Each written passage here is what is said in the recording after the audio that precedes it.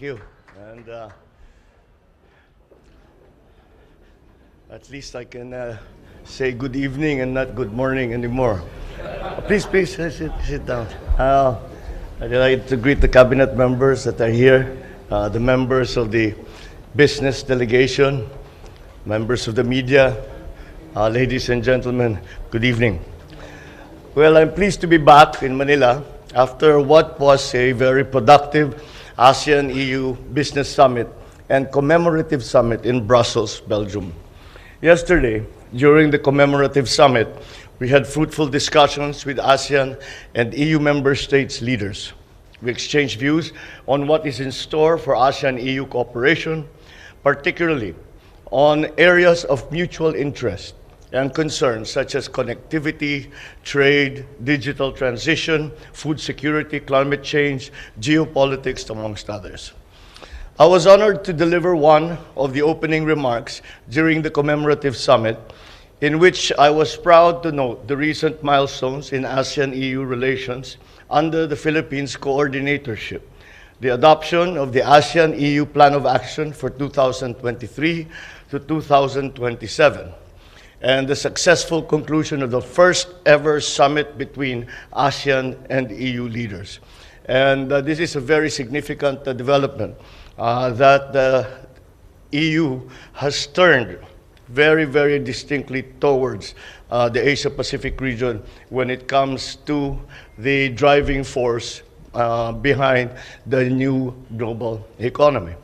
And this is not really surprising, considering that in terms of geopolitical agrupations, the EU and the ASEAN are two of the most active, best organized, and cohesive organizations in the world.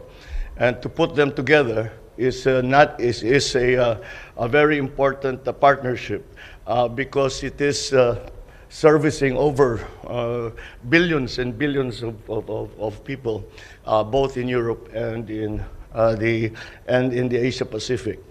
I also welcome the adoption of the Joint Leaders Statement at the ASEAN-EU Commemorative Summit, which is the product of intensive discussions between ASEAN and EU member states. At the 10th ASEAN-EU Business Summit, I shared the Philippines' perspective on deepening ASEAN-EU trade through efforts in sustainable development, which is the theme of the Business Summit spearheaded by the ASEAN-EU Business Council.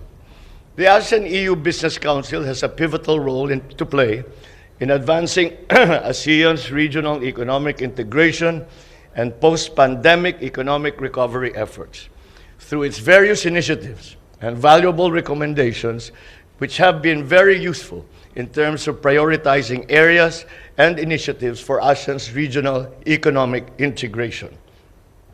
I also met with several business leaders from different European companies through the week, all of them committed to be part of our development and our economic growth, particularly in renewable energy, infrastructure, food security, climate change initiatives. With European technology and innovation, with Filipino talent and ingenuity and industry, we will be working on addressing some of our key economic challenges. I am happy to be able to announce that I have met with various leading ship owners all over Europe, and we were able to get their commitment to help our country hurdle some of the challenges in our seafarers' EMSA accreditation through the creation of an advisory council composed of our concerned government agencies, international and local ship owners, and other stakeholders. Beyond that, I was able to meet with the EU Commission President, President Ursula von der Leyen, who is actually in charge of it is the Commission, it's not the EU. They are the ones who actually are the ones who provide that accreditation. So I explained to her what we have done, that we have this new advisory council, and she made a promise that that the Commission itself would provide technical help to us so that within the 3 months, we have a 3-month deadline, within the 3 months, that we will be able to remedy all of the deficiencies that EMSA has been pointing out, and hopefully we finally solve this problem. I'm also looking forward to share more good news in the next few months that reaffirms the optimism with which how international investors view the Philippines today. Once again, as part of the Asia-Pacific region, we are seen still as coming back to our role as the driver of the global economy.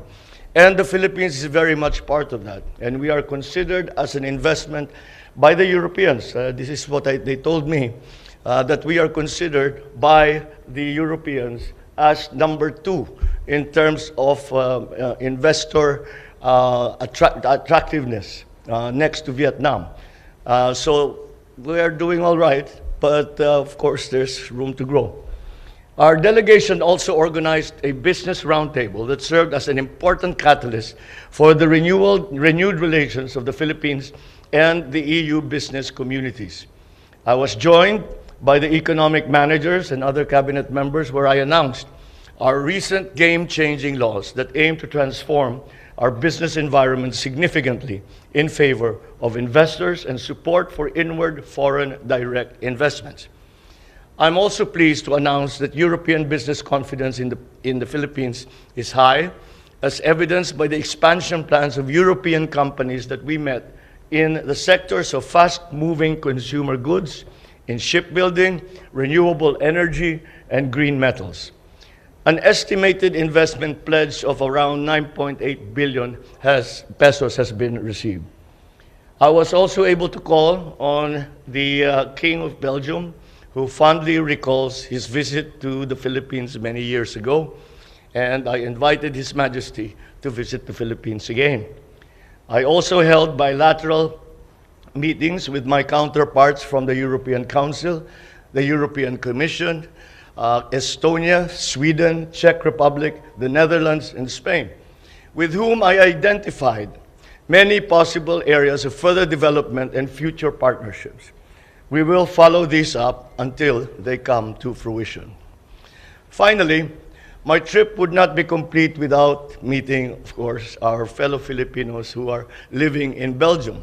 However, it was not just limited to Belgium, as many came as far as Italy, Poland, Germany, and Belgium to be with us at the gathering. It was a very fulfilling event, as I was able to personally thank them for their support. I was also able to hear their concerns and update them on the priorities of this administration. As a final note, I am delighted that my first visit to Europe, in Brussels in particular, which has the seals of the European Commission, the Council of the European Union, and the European Council, is a successful one. And I can see how the outcomes of this visit will generate opportunities for the benefit of the Filipino people. Ang naging downside lang ay nakakahiya yung presidente niyo dahil nung nagsasalita ako, papiyak-piyak ako na gano'n. Pero naintindihan naman daw nila, sabi ko na, sorry na lang dahil yung mga winter ninyo hindi bagay sa Pilipino yan. Kaya ako nagkaganto.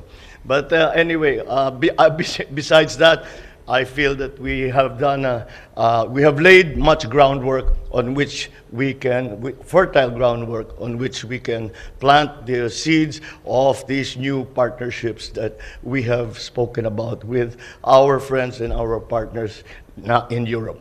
Maraming salamat po. Magandang gabi po sa inyo lahat. Mabuhay ang Pilipinas.